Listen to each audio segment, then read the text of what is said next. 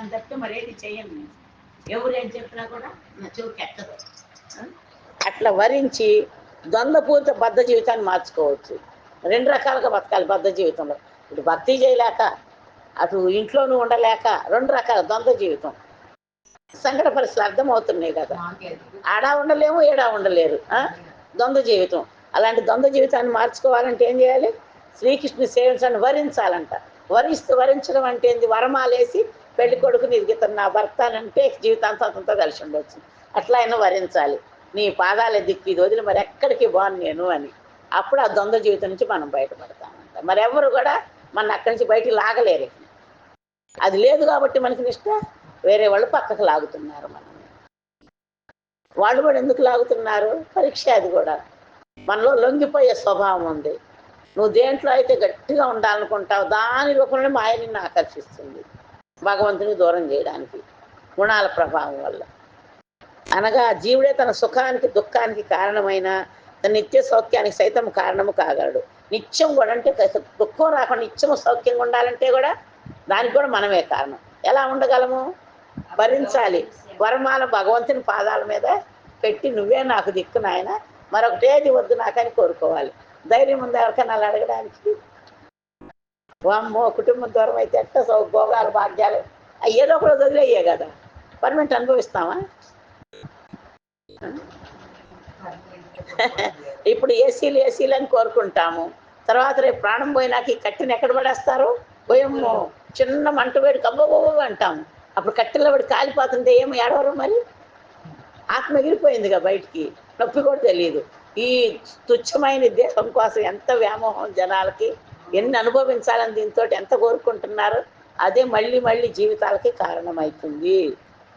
నిత్య సౌఖ్యానికి కూడా తనే కారణం కాగలడు.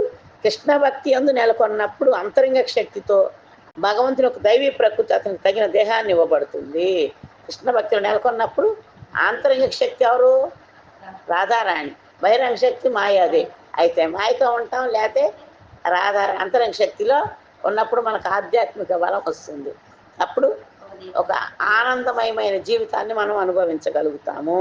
అప్పుడు మన ఇంద్రియాలకు నిజమైన సంతృప్తి దొరుకుతుంది.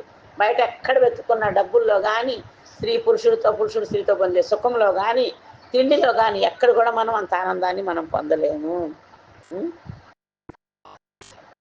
కనుక భౌతిక ఇంద్రియాలను సంతృప్తి పరచగోరినప్పుడు భౌతిక దేహం ఇవ్వబడుతుంది. ఈ విధముగా ఆధ్యాత్మిక దేహం లేక భౌతిక దేహమును ఎన్నుకోవడంలో అతని చేతిలో ఉంది, మన చేతిలోనే ఉంది. అది దేన్ని ఎంచుకోవాలో మన చేతిలోనే ఉంది. కానీ దేహాన్ని అంగీకరించిన తర్వాత మాత్రం దాని పరిణామాలు అది అనుభవించాలి. ఫస్ట్ ఎంచుకునే అవకాశం మనకిచ్చాడు దేవుడు. నీకు సుఖం కావాలా దుఃఖం కావాలా, అది ఎంచుకున్నప్పుడు దుఃఖాల్లో చెప్పుకుంటాము. ఇది ఎంచుకుంటే ఓన్లీ సుఖమే, మరేది ఉండదు. ఇక్కడ చెబుతున్నారుగా, సౌఖ్యమైన జీవితం కావాలంటే ఆయనకి వరించాలంట, కృష్ణ భక్తిని వరించాలి. జీవుడు సోకర దేహాన్ని గ్రహించి తన లీలలు కావిస్తానే మాయవ తత్వవేత్తల వివరణ సిద్ధాంతం ఏమాత్రం ఆమోదయోగ్యం కాదు. ఎందుకంటే లీల అనే పదం ఐచ్ఛికంగా భోగాన్ని గ్రహించి సూచిస్తుంది. కనుక వారు చేసే వ్యాఖ్యానం తప్పుదోవ పట్టించేదై ఉన్నది. దుఃఖములు బలవంతంగా రుద్దబడినప్పుడు అది లీల కాదు, భగవంతుడు లీల కాదు. మనమే దుఃఖాలు రుద్దబడినప్పుడు భగవంతుడు లీల కాదు, మన కర్మ. మనం కోరుకున్నామా ఆయన ఇచ్చాడు, మనం వద్దంటే ఎందుకు ఇస్తాడు? నువ్వే కావాలి కృష్ణ అంటే రావు కదా అవి. మనం అది అడగట్లేదు కాబట్టే మనకు కష్టాలు వస్తున్నాయి. కనుక భగవంతుని లీలలు మరియు బద్ధజీవుడు తన కర్మ పరిపాకాన్ని గ్రహించడం ఒకే స్థాయిలో ఉండే ఎన్నడీ కూడా కాదు. స్త్రీ తన భర్తతో భార్య రూపంలో, సంతానముతో తల్లి రూపంలో సంబంధాన్ని కలిగి ఉంటుంది. ప్రకృతి దేవదేవుడితోనూ జీవులతోనూ సంబంధాన్ని కలిగి ఉంటుంది. పిల్లలతో తల్లిలాగా ఉంటుంది, భర్తతో భార్యలాగా ఉంటుంది. అదేవిధంగా ప్రకృతి కూడా భగవంతుడితోటి జీవుడితోటి వేరువేరు సంబంధాలు కలిగి ఉంటుంది. తానే జీవులను ప్రకృతి గర్భంలో నిలుపుతున్నానని, తరువాత వివిధ జీవజాతులు వ్యక్తమవుతున్నవని భగవానుడు భగవద్గీతలో పలికినాడు. జీవులకు ప్రకృతితో గల సంబంధం సైతము వివరించబడింది. ఇప్పుడు ప్రకృతి మరియు భగవంతుని మధ్య గల సంబంధాన్ని గురించి దేవాహుతి తెలుసుకోవాలనుకుంటుంది. ఆ ప్రకృతికి మీకు మధ్య సంబంధం ఏంటి అని అడుగుతుంది కపిల భగవానుని. ఆ సంబంధపు ఫలమే కనిపించని జగత్తు. ఆ సంబంధపు ఫలమే వ్యక్త అవ్యక్త. వ్యక్తం అంటే కనిపించేది, అవ్యక్తం అంటే కనిపించకుండా ఉండేది. వ్యక్తమయ్యేది అంటే మనం చేసే పనులు ఇక్కడ వ్యక్తం అవుతున్నాయి. అవ్యక్తం అంటే మన మనసులో భావనలు వేరే వాళ్ళకి కనిపించవే, దానివల్ల వచ్చే ఫలితం కనిపించదే, ఆధ్యాత్మిక జగత్తు ఇక్కడ కనిపించదే, ఇవన్నీ అవ్యక్తం. కనుక వ్యక్త అవ్యక్త జగత్తులని చెప్పబడింది. అవ్యక్తమగు భౌతిక జగత్తు సూక్ష్మమైన మహాతత్వం కాగా ఆ మహాతత్వాన్ని భౌతిక వ్యక్తిగతంలో బయటకు వచ్చినవి. భగవంతుని చూపు ద్వారానే ప్రకృతి యందు బీజ ప్రదానము చేశారు. ఆ తరువాతే సమస్త జీవులు ఉద్భవించారని వేదాల్లో చెప్పబడింది. అంటే భగవంతుడే తన కంటి చూపుతోటి బీజ ప్రదానం చేశారు. నెమలి కూడా ఎలా సంతానాన్ని కంటుంది? సంపర్కం లేకుండా సంతానాన్ని కంటే ఓన్లీ నెమలి.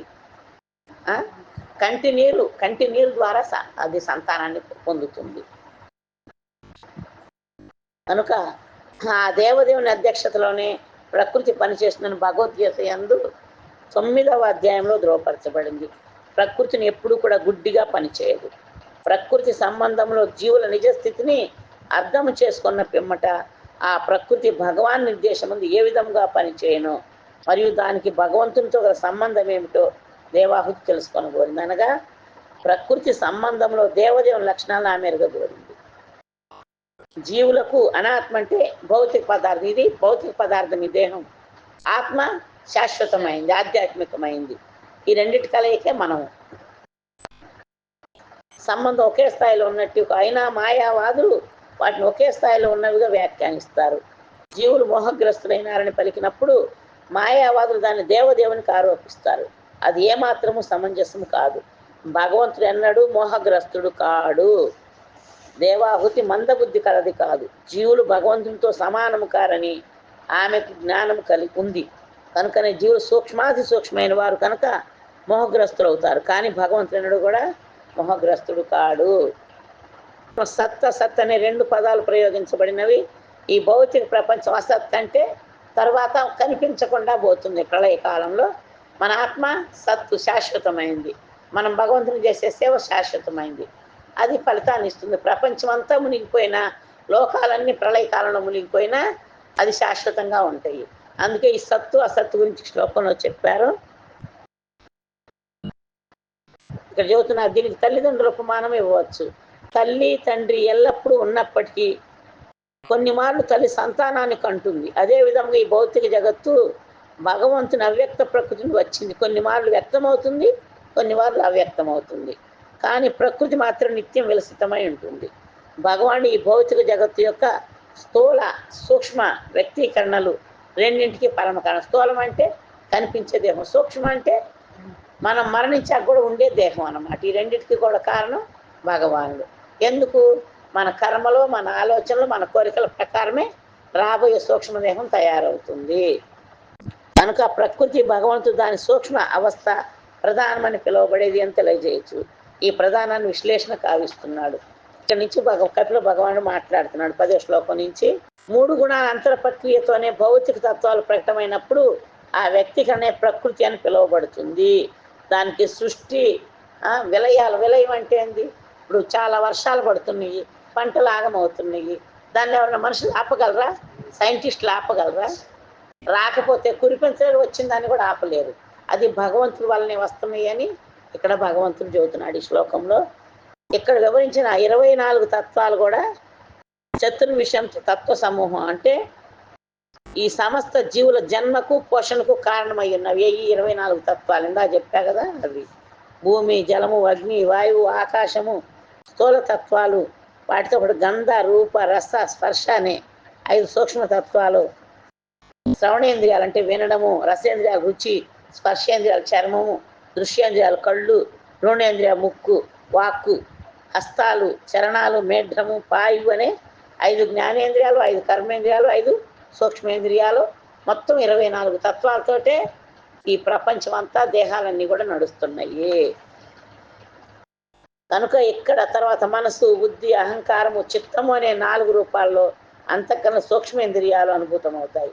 అవన్నీ కూడా వివిధ లక్షణాలు ప్రాతినిధ్యాలు. కనుక వీటి ద్వారానే మనకుండే లక్షణాలు కూడా మంచి లక్షణాలు, చెడు లక్షణాలు వస్తాయి అన్నమాట. ఇవన్నిటి గురించి తెలుసుకుంటే కొంచెం డీప్గా అర్థం చేసుకోవాలి నెమ్మదిగా. కనుక ఆ వివిధ కర్మల ద్వారానే వాటిని భేదపరచవచ్చు.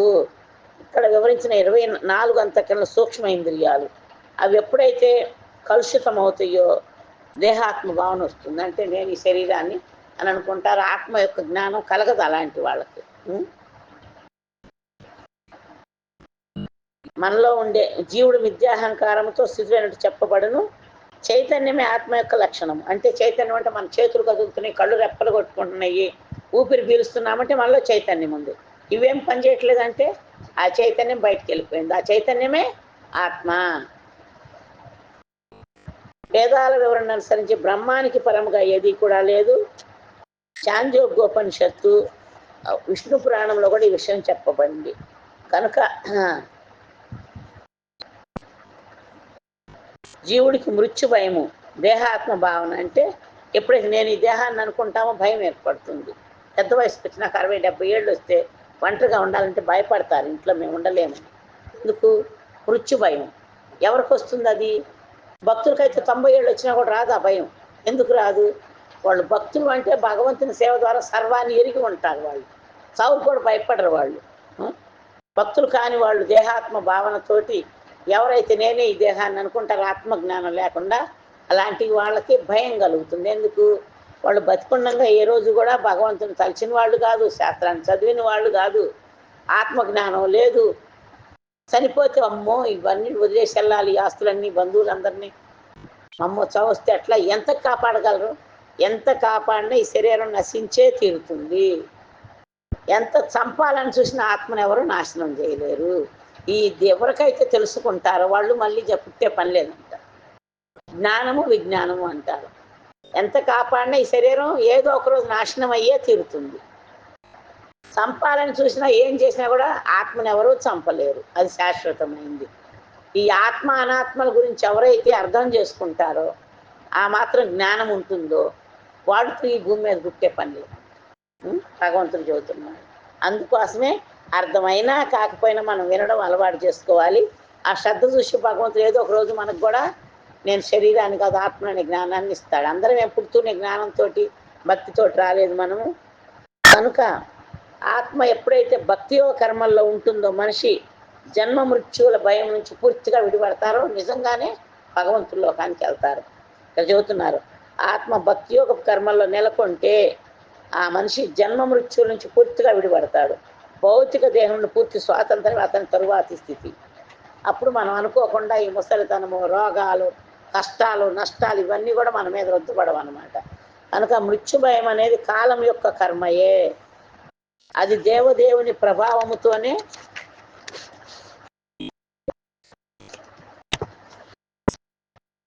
మృత్యుభయం అనేది కాలం యొక్క కర్మ. అది దేవదేవుని ప్రభావాన్ని సూచిస్తుంది.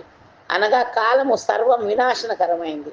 అంటే కాలం అన్నింటినీ నాశనం చేస్తుంది. ఇవాళ వయసులో ఉన్నాము, తర్వాత ముసలి వాళ్ళం అవుతాం, ఆ తర్వాత మరణిస్తాము, మళ్ళీ కొత్త దేహాన్ని పొందుతాం, పుడతాము, పెరుగుతాము, మళ్ళీ క్షీణిస్తాము, మరణిస్తాము. ఈ మార్పులు నిరంతరం లోనవుతూనే ఉంటుంది. మరి ఎలా ఆపాలి దీన్నంటే గోవిందుని యొక్క పాదపద్మాలు గురువు ద్వారా, ప్రామాణికమైన గురువు ద్వారా ఈ నిజాలేమీ చెప్పకుండా ఏదో కాసేపు సత్సంగం చేసేసి ఒక గురువుని అనిపించుకుని వాళ్ళు అందరితో సేవలు అందుకుంటూ ఉంటే దాని ద్వారా జ్ఞానం రాదు. శ్రద్ధ ఉండాలి. ఫస్ట్ మనం చేసే పని మీద శ్రద్ధ ఉండాలి. శ్రద్ధ లేకుండా అన్నం వండితే మాడిపోతుంది. శ్రద్ధ లేకుండా కూర వండితే ఉప్పేస్తే కారం వేస్తే ఉప్పేయము. వంటే పనికి రాకుండా పోతే శ్రద్ధ లేకుండా భక్తి చేస్తే లాభాన్ని పొందగలమా? భక్తి చేయాలంటే కూడా శ్రద్ధ ఉండాలి మనకి. అరగంట చేసినా, పావు గంట చేసినా, ఒక్క మాల చేసినా సరే శ్రద్ధగా చెయ్యాలి. మనసు ఎక్కడో పెట్టి చెబుతారు చూడండి, ఏంటో సామెత, అత్తనెత్తిన చేతులు అంగట్లో కళ్ళు అంట. చేతులు అత్త అంటది, నెత్తిలో పేలు నేను చూడని. ఇప్పుడు పేలు కూడా ఎక్కడ కనపడతల్లా. మనం వాడే కెమికల్ వీటికి అందరికి పోతున్నాయి పేలు. ఒకప్పుడు కుంకుడుకాయలు వాడినప్పుడు తల్లలో పేలు ఉండేవి అందరికి. పేలు చూడమంటే అత్త తల్ల చేతులు పెట్టి చూస్తున్నట్టుంది. కానీ ఆ కళ్ళు ఎక్కడున్నాయి? అంగట్లో ఉన్నాయి. చేతులేమో తలలో ఉంటాయి. అట్లా మన మనసేమో ఎక్కడెక్కడో తిరుగుతూ ఉంటుంది, చేతిలో మాత్రం మనకి జపమాల ఉంటుంది. అలా లేకుండా ఒక్క మాల చేసినా సరే ఎవరైతే శ్రద్ధ పెట్టి చేస్తారో వాళ్ళు ఈ భక్తి యొక్క లాభాన్ని పొందగలుగుతారు. కనుక ప్రకృతిపై ఆధిపత్యం, కాలము సర్వ వినాశనకరమైన, సృష్టించబడినది ఏదైనా కూడా నశించే తీరుతుంది. అదే కాల ప్రభావము. ఆ కాలము భగవంతుని ప్రాతినిధ్యము వహిస్తుంది. అంటే కాలాన్ని నేనే, కాలం సర్వ మృత్యుకరశాపం. కాలం అనేది మృత్యురూపాలన్నింటినీ హరిస్తుంది. ఆ కాలాన్ని నేనే అని చెబుతున్నాడు భగవద్గీతలో కృష్ణ 11వ అధ్యాయంలో. కనుక అది కాలము భగవంతుని ప్రాతినిధ్యం వహిస్తుంది కనుక భగవంతునికి శరణ పొందమని అది మనకు గుర్తు చేస్తుంది. కాల రూపంలో ఇప్పుడు మేము కూడా అదే చెబుతున్నాం, మేము భగవంతుని ప్రతినిధి, గురువు ప్రతినిధిగా. ఎందుకంటే నా గురువు నాకు ఈ ఆజ్ఞ ఇచ్చారు. నా గురువు ఎవరు? ప్రభుపాద ప్రతినిధి. ప్రభుపాద ఎవరు? భగవంతుని ప్రతినిధి. భగవంతుడిలోకి సందేశాన్ని మోసుకొని వచ్చాడు ఈ భూమి మీదకి. ఆయన శిష్యులు మహారాజు వారు. వారు ఇచ్చిన ఆజ్ఞ గ్రామాల్లోకి వెళ్ళి భగవద్గీత జ్ఞానాన్ని బోధించమని. అంటే ఇప్పుడు వాళ్ళ ప్రతినిధిగా నేను వచ్చి చెప్తున్నా. వింటే ఏమవుతుంది? మీరు కూడా కాలం యొక్క కబంధ హస్తాల్లోంచి బయటపడతారు. కనుక అది మనకు గుర్తు చేస్తుంది, భగవంతునికే శరణ పొందమని మనకు గుర్తు చేస్తుంది. కాల రూపంలో భగవానుడు ప్రతి బద్ధ జీవుడితో సంభాషిస్తూ ఉంటాడు. ఎలా సంభాషిస్తాడు? నోటీసులు వస్తూ ఉంటాయి. కళ్ళు మసకొచ్చినాయి, కళ్ళద్దాలు కావాలి, ఒక నోటీసు. రెండోది, పళ్ళు గట్టిగా నవలలేకపోతున్నాం, డెంటిస్ట్ దగ్గరికి వెళ్ళాలి, మూడో నోటీసు, మోకాళ్ళ నొప్పులు వస్తాయి, నాలుగో నోటీసు, జుట్టు నరుస్తుంది, ఐదో నోటీసు, చర్మం అంతా ముడతలు పడుతుంది. ఇక అంతే, ఆరో నోటీసు ఉండదు. ఏముంటుంది నెక్స్ట్? మృత్యువు. కనుక ఆ నోటీసులన్నీ మనం లెక్క చేయకుండా వాళ్ళే బ్యాంక్ కార్డు వస్తాడు పోతాడు, సంతకం పెట్టకపోతే తీసుకోకపోతే అదే పోతుంది అనుకుంటాం. లాస్ట్కి ఏమవుతుంది? బ్యాంక్ కార్డు వచ్చి నీకు నోటీసులు తీసుకోకూడదు, ఇంటికి కాగితం అంటించి ఇది జప్తు చేస్తున్న పలానా రోజు వేలం ఉంది, వేలం పాటలు ఎవరైనా పాల్గొని ఈ ఆస్తిని సొంతం చేసుకోండి అంటారు. అట్లే 5 నోటీసులు కూడా మనం పట్టించుకోకుండా ఇంకా పని పని పని, సంపాదన సంపాదన అని పరిగెడుతుంటే ఆరో నోటీస్ ఏమొస్తుంది? యమరాజు వస్తాడు పాశం తీసుకొని. కనుక ఇంకా టైం ఉందిలే అనుకోకూడదు ఎప్పుడు కూడా. కనుక కాల రూపంలో భగవంతునికి శరణ పొందమని ఆ కాలం మనకు గుర్తు చేస్తుంది. కాల రూపంలో భగవానుడు ప్రతి బద్ధ జీవుడితో సంభాషిస్తాడు. కనుక ఎవరైనా శరణు పొందితే జన్మ మృత్యుల వంటి సమస్య ఉండదని ఆ భగవానుడు భగవద్గీత ఎందుకు పలికాడు. కనుకనే కాలము మనము ఎదుట నిలిచి ఉన్న భగవంతునిగా భావించాలి. మన ఎదురుగా ఏ రూపంలో ఉన్నాడు భగవంతుడు? కాలం రూపంలో ఉన్నాడు. చూస్తూ ఉంటే సంవత్సరాలు గడిచిపోతున్నాయి. ఎక్కడేమో మనం అనుకుంటాం, అబ్బా ఈ ఏడాది ఇంత పోగేసి, ఆ ఏడాది అంత పోగేసి, వచ్చాడు ఇంకెంత పోగేస్తాను అని. వెనక నుంచి మృత్యువు తరుముకుంటూ వస్తుంది. ఎంత దూరం పరిగెడతావు? ఎక్కడ ఆపగలవు దాన్ని నువ్వు? కనుక కాలాన్ని మనం ఎదుట నిలిచిన భగవానుగా భావించాలి. ఈ విషయం రాబోయే శ్లోకంలో మరింతగా వివరించబడింది. ఇక్కడ అంటున్నాడు కపిల భగవానుడు, ఓ మనతనయ, ఓ ప్రియమైన జనని, నేను వివరించినట్లుగా కాలము భగవంతుని రూపమే, నిర్విశేషము, అవ్యక్తమైన ప్రకృతి ప్రేరణ ఫలముగా అతని వల్లనే సృష్టి మొత్తం ఆరంభమవుతుంది. కనుక ప్రకృతి పురుషుడి యొక్క దృష్టితో క్షుభితమైనప్పుడు పలు రీతులుగా వ్యక్తమవడం ఆరంభిస్తుందని కపిలుడు పలుకుతున్నాడు. ఈ కనిపించే ప్రపంచం మొత్తం మనమందరం కూడా భగవంతుడు ఎప్పుడైతే ప్రకృతి వైపు అలా దృష్టి తిప్పుతాడో ఆ చూపుకే మనం అందరం పుట్టుకొచ్చామంట. సంపర్కం అక్కర్లా అక్కడ. అలాగే నెమలి ఎలా సంతానాన్ని కంటుంది, తాబేలు ఎలాగంటుందో తెలుసా మీకు? తాబేలు నీళ్లలో ఉంటుంది, ఒడ్డు మీద ఇసుకలో గుడ్లు ఉంటాయి. కోడేమో రెక్కల కింద వెచ్చగా పెట్టుకొని బిడ్డలను కంటుంది. తాబేలు గుడ్లు ఒడ్డు మీద ఇసుకలో ఉంటాయి, అది నీళ్ళల్లో ఉండి ఆ మనసుని ఆ గుడ్ల మీద లగ్నం చేసి బిడ్డలను కంటుంది. చేప చూపు ద్వారా కంటుంది. అట్లా ఆ విధంగా భగవంతుడు తన దృష్టి ద్వారా ప్రకృతిలో బీజ ప్రదానం చేశారు, మనమంతా వచ్చాము. కానీ ఏమంటారు జనులు? మేమే వచ్చాం, మా అమ్మ నాన్న మా జన్మకు కారణం, వాళ్ళకి మేము దేవుడిలా చూసుకుంటాం, మాకు దేవుడు అక్కర్లా అంటారు. ఆ అమ్మ నాన్న జన్మకు కారణం ఎవరు? ఇట్లా ఎత్తుక్కుంటూ లాస్ట్ ఎవరి కారణమో అర్థమవుతుంది. అందుకనే బ్రహ్మదేవుడు ఏం చెబుతున్నారు? ఈశ్వర పరమ కృష్ణ సచ్చిదానంద విగ్రహ అనాదిరాదిర్ గోవింద సర్వకారణ కారణం. అట్లా కారణాలు చూసుకున్న పోతే లాస్ట్కి వచ్చే కారణం ఎవరు ఉంటారు? కృష్ణ.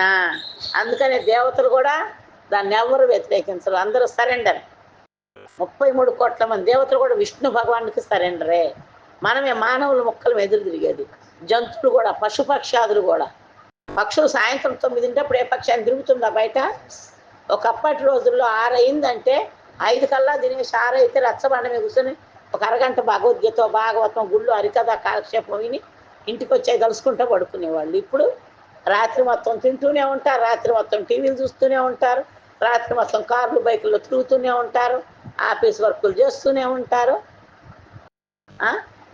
ఎందుకు వస్తున్నాయి రకరకాల రోగాలంటే గతి తప్పిన అలవాట్లు. మన అలవాట్లే మన కష్టాలకి మన రోగాలకి కారణము.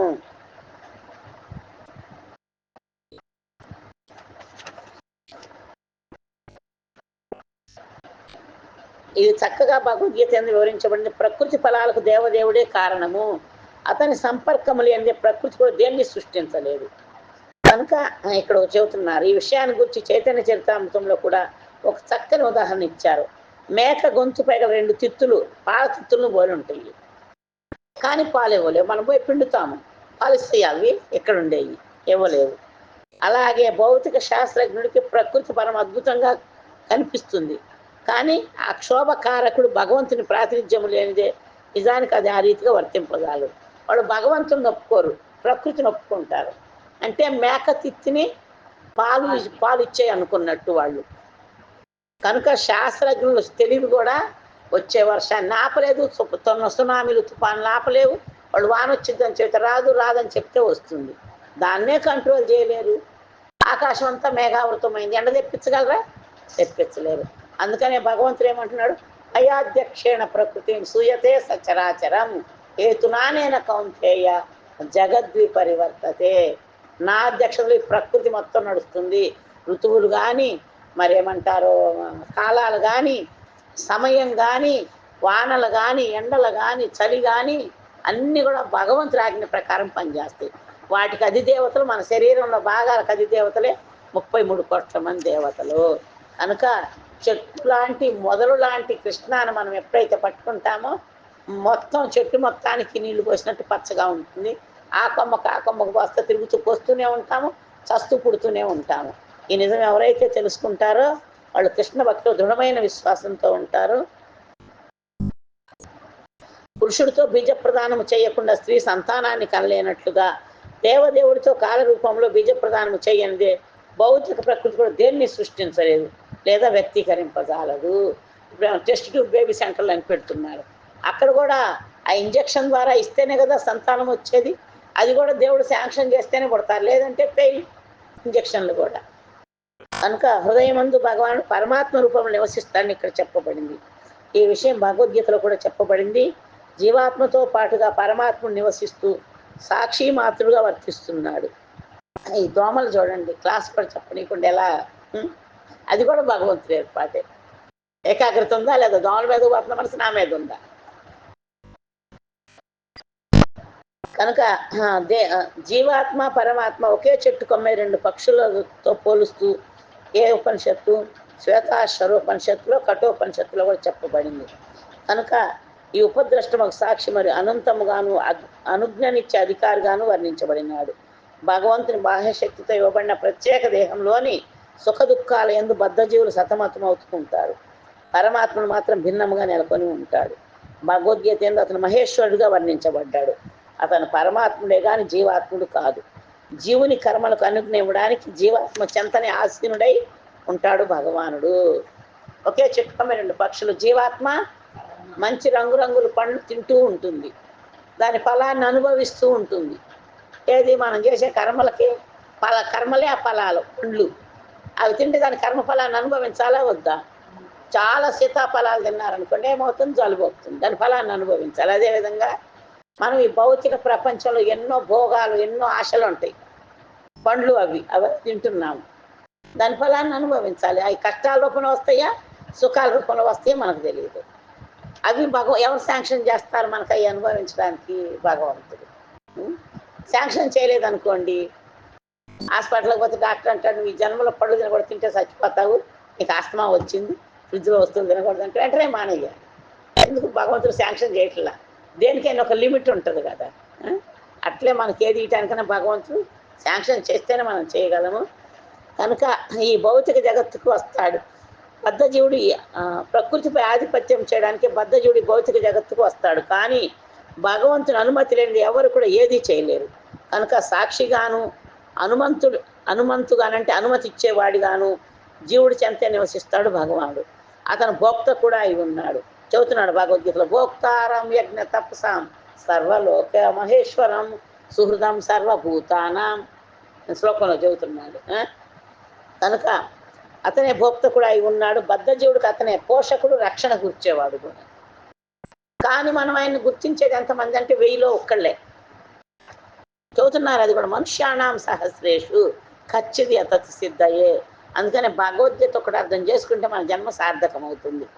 భాగవతం అంటే భగవంతుని యొక్క గొప్పతనం అర్థమవుతుంది. భక్తులు ఏ విధంగా శరణాగతి పొందారో. భాగవతంలో కూడా భక్తులు భగవంతుని లీలలే ముడిపడి ఉంటాయి. కనుక ఈ భాగవతం చదివి బాగుపడతాము. భగవద్గీత వింటే మన జీవితాన్ని మలుచుకుంటాము. కనుక జీవుడు సహజంగా తన అంశైన కారణంగా భగవానుడు జీవుల ఎడ పరమ అనురాగాన్ని కలిగి ఉంటాడు తన సంతానాన్ని కాబట్టి. కానీ దురదృష్టవశాత్తు జీవుడు మాయతో మోహితులై భగవంతునితో తన గల నిత్య సంబంధాన్ని మర్చిపోతారు. మాయలో పడిపోయి ఆ సంబంధాన్ని మర్చిపోయి భౌతిక సంబంధాలకి విలువిస్తారన్నమాట జీవులు. అయినను అతడు తన సహజ స్థితిని తిరిగి గుర్తెరిగినంతనే ముక్తులవుతారు. ఎప్పుడైతే ఆ గుర్తు తెలుసుకోవాలి, నా సహజ స్థితి ఏంది, నేనేం చేయాలని ఎవరైతే అర్థం చేసుకుంటారో వాళ్ళు ఆ బంధాల నుంచి బయటపడతారు. ఆ విధంగా తటస్థ స్థితి ద్వారా బద్ధజీవుడు సూక్ష్మమైన స్వతంత్రాన్ని ప్రదర్శిస్తాడు. కోరుకుంటే అతను భగవంతుని మరిచి ప్రకృతిపై ఆధిపత్యం చేయడానికి మిథ్యాహంకారంతో భౌతిక జగత్తుకు మళ్ళీ రావచ్చు. లేకపోతే భగవంతుని సేవ ద్వారా సేవోన్ముఖం అంటే సేవ మీద ఆసక్తి పెంచుకుంటే తిరిగి భూమి మీద రాకుండా తప్పించుకోవచ్చు కూడా. మనకి ఇక్కడ పెత్తనం చేయాలి, సంపాదించాలనుకుంటే మళ్ళీ జన్మ ఉంటుంది. నాకేమీ వద్దు, సేవ కావాలంటే మళ్ళీ జన్మ అక్కర్లేదు, దేవుడి దగ్గరికి వెళ్ళి అక్కడ అదే చేసుకోవచ్చు, ముక్తులు అవుతారు. ఈ విధంగా తటస్థ స్థితి ద్వారా బద్ధ జీవులు సూక్ష్మమైన స్వతంత్రాన్ని ప్రదర్శిస్తారు. కోరుకుంటే అతను భగవంతుని మరిచి ప్రకృతిపై ఆధిపత్యం కూడా చేయవచ్చు. లేదంటే సేవ ఆసక్తితో భగవంతుని దగ్గరకు కూడా వెళ్ళవచ్చు. ఈ రెండు కూడా జీవుడికి స్వతంత్రం ఇవ్వబడింది. ఏది కావాలో మనమే ఎంచుకోవాలి. ఈ రెండింటికి మళ్ళీ జన్మ కావాలా, ఓకే, ఆ జన్మలో ఏం చేయాలనుకుంటున్నావు దానికి కూడా ఒక లక్ష్యం ఉండాలిగా. ఒక కాలేజీ పోతే ఏ గ్రూప్ తీసుకోవాలో చూసుకోవాలి కదా. మళ్ళీ జన్మ కావాలి నీకు, అప్పుడేం చేయాలనుకుంటున్నావు, నాకు కావాలంటే అదే ఇస్తాడు. భౌతిక జీవితం కావాలనుకున్నావు, అప్పుడేం కావాలి, డబ్బు కావాలని అంటారు. డబ్బు కావాలా, ఇస్తాడు. ఇప్పుడు చేసే బతుకు వచ్చే జన్మ డబ్బు వస్తుంది. తర్వాత బాగా తిండి కావాలి, తిండి కావాలంటే మానవ జన్మలో ఎక్కువ తినలేవు కాబట్టి సోకర రూపం తీసుకో. పంది జన్మ వస్తే కావాల్సినంత తినవచ్చు. లేదు ఆకాశంలో విమానాలు ఎగరాలనో పక్షిలాగా పుట్టి విమానం కూడా అక్కల రెక్కలతో ఎగురుకుంటూ వెళ్ళవచ్చు. ఎంత ఎత్తుకు ఎగరగలిగే పక్షి కావాలి నువ్వు, దానికోసం ఇప్పుడు ఏం చెయ్యాలి, ఇవన్నీ ఉంటాయి మరి. ఆ విధముగా జీవుడికి స్వతంత్రం ఇవ్వబడింది. జీవుడు తన ముఖాన్ని భగవంతుని వైపుకు మళ్ళించగానే అతని బద్ధ జీవితం ముగిసి జీవితం సఫలమవుతుంది. అందుకనే ఎప్పుడైతే మనం ఎప్పుడు కూడా ఇది అనుభవిద్దాం, అది అనుభవిద్దాం, ఇది చేద్దాం, అది చేద్దాం, ఎదురుగా చూసుకుంటూ పోవటం కాదు, ఎంత పోగేయాలి అంత పోగేయాలని పక్కగా తిరగాలి. భగవంతుని వైపు తిరగగానే ఏమవుతుంది, మనకు ఆ భౌతిక ఆసక్తులు వాటి వల్ల వచ్చే ఫలితం ఏంటో తెలుస్తుంది. భగవంతుని వైపు తిరగగానే మన జీవితం మారిపోతుంది, ముక్త జీవితం మొదలవుతుంది. మనం ఏం చేస్తాము, ఒక సూపి ఒక్కరిని ఇటు పెడతాం, ఒక్కరిని అటు పెడతాము, ఫలితము ఎటుగాము, ఇటుగాము, అటుగాము. దానివల్ల కొంచెం పోగవుతుంది. మళ్ళీ జనంలో మళ్ళీ వర్క్ చేసే అవకాశాన్ని ఇస్తారు. అట్లా మళ్ళీ జనంలో ఈ మాత్రం చేయగలుగుతాను గ్యారంటీ ఉందా? కనుక భోగము భక్తి రెండు ఒకే వరలో ఇమ్మడవు. రెండు కత్తులు, ఒక్క వర పట్టే కత్తిలో ఒక్క కత్తి పట్టే వరలో రెండు కత్తులు ఇమ్మడవు. అదేవిధంగా భగవంతుని వైపు మళ్ళించగానే అతని బద్ధ జీవితం ముగిసి జీవితం సఫలమవుతుంది. కానీ తన స్వతంత్రాన్ని దుర్వినియోగం చేసి భౌతిక స్థితిలో ప్రవేశిస్తున్నారు జీవులు. అయినను శ్రీకృష్ణ భగవానుడు ఎంత దయామయుడంటే పరమాత్మ రూపంలో బద్ధ జీవునితోనే సదా నిలిచి ఉంటాడు. భౌతిక దేహం వల్ల సుఖించడు కానీ దుఃఖించడు కానీ అతను కార్యము కాదు. కేవలం అనుమతి ఇచ్చేవాడిగా సాక్షిగా అతను జీవుడితో పాటు నిలుచుకుంటాడు. ఆ విధముగా జీవుడు తన శుభ అశుభ కర్మలకు తగిన ఫలాన్ని పొందగలడు. బద్ధ జీవుడు దేహానికి ఆవల భగవానుడు కాలరూపంలో వెలసితులై ఉంటాడు. కనుక సాంఖ్యతత్వాన్ని అనుసరించి 24 తత్వాలు ఉన్నవి. ఆ చతుర్విశంతి తత్వాలు ఇదివరకే వివరించబడినవి. కాలంతో కలిసి 25 అవుతాయి. కొందరు తత్వేత్తల అభిప్రాయం ప్రకారం పరమాత్మతో కలిపి తత్వాల సంఖ్య 26గా అయినది. రేపు 19వ శ్లోకం నుంచి ఇంకా ఇవి కూడా చాలా పెద్దగానే ఉంది అధ్యాయం. ఎందుకంటే ఈ సృష్టి మొత్తం ఎలా మొదలైంది, ఇది చదివితే కానీ భగవంతుడు ఎంత గొప్పవాడో కూడా అర్థం కాదు. చదివినా కూడా చాలా మందికి అర్థం కాదు. కనుక ఇదో ఇంచుమించు 70 శ్లోకాలు, 72 శ్లోకాలు ముందు భగవద్గీత, గీతాసారం 72 శ్లోకాలు, ఇది కూడా 72 శ్లోకాలు. చాలా ఇంపార్టెంట్. చంద్ర శ్రీమద్ భాగవతంకి జై, కలియుగ ధర్మ పరిణామ సంకీర్తన్కి జై, జగద్గురు శీల ప్రభుపాద్కి జై, నితాయి గౌర్ ప్రేమానంద.